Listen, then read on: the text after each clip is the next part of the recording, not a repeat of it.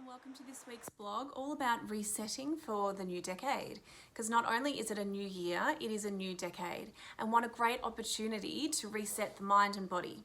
So I start this week's blog with some goal setting, very handy for the beginning of January, and then we look at some questions to ask yourself so that you can understand whether your goals are lining up with what you're believing. Because if you've been reading my blogs for the past year, you will understand that what I believe is that what you believe is what matters. Just wanting something is not enough to make it happen. What you believe can be possible must be in alignment and what you believe about yourself.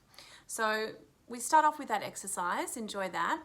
And then this week's blog looks at change, because we live in a world where there is always continual change in our personal lives every single day, in our workplaces where we spend half of our lives.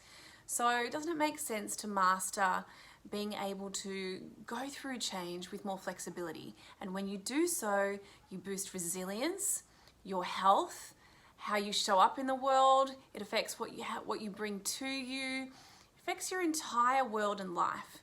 So let's master that this week. Jump on this week's blog and learn lots of tips and tools on how to reset for the new year and bend with times of change with flexibility. See you next week.